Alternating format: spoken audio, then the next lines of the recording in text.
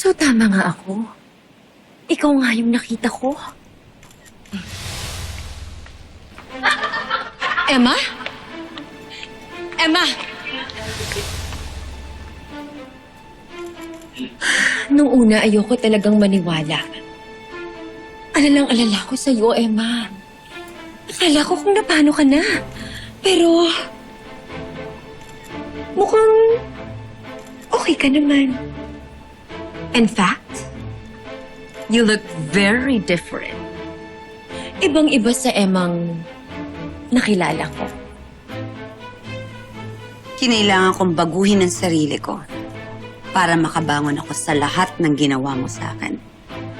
Me? What are you talking about? Anong kasalanan ko sa'yo? Emma, I was so worried about you. Akala ko nga patay ka na eh.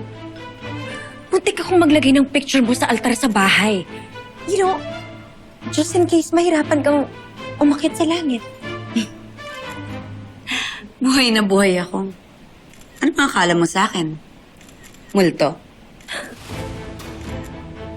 Eh ano ba kasing tawag sa bigla na lang nawawala na parang bula? Diba, multo?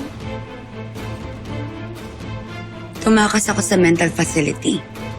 Dahil hindi naman talaga ako baliw. At alam kong ikaw ang may kagagawan ng lahat ng paghihirap ko sa loob. Oh dear, Emma. I really don't know what you're talking about. Dahil ang totoo, iniwan at tinaboy mo ang pamilya ko. Umalis ka at lumayas para layuan sila. Dahil kung talagang mahal mo sila, babalik ka. Magpapakita ka sa kanila. Kaso, hindi mo ginawa. Ginawa ko lahat para makita at makasama ko yung pamilya ko. Pero ang dadatnan ko, ikakasal kay ni Danilo? Na ikaw na yung kinikilalang ina ni Mookie? Na masaya yung mag-ama ko sa'yo? Basta-basta na lang nila ako kinalimutan? Hindi sana mangyayari yon, Emma. Kung hindi ka naging pabayang ina at asawa. Ikaw ang sumira sa buhay ko. At plinano mo lahat para makuha mo silang lahat sa akin. Ikaw ang sumira sa buhay ko.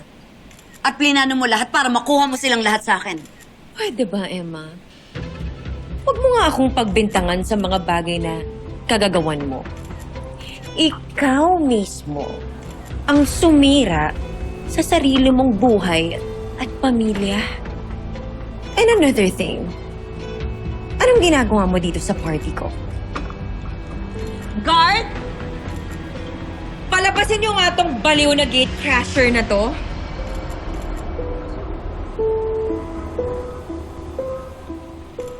Ano? Pati pa kayo kumikilos? Gusto niyo bang ipatawag ko pa yung manager ng bar na to? What? She's in front of you. Excuse me? Narinig mo naman siguro yung sinabi ko, no? Ako yung manager ng bar na to. Kaya kung may kailangan ka, ako yung kausapin mo.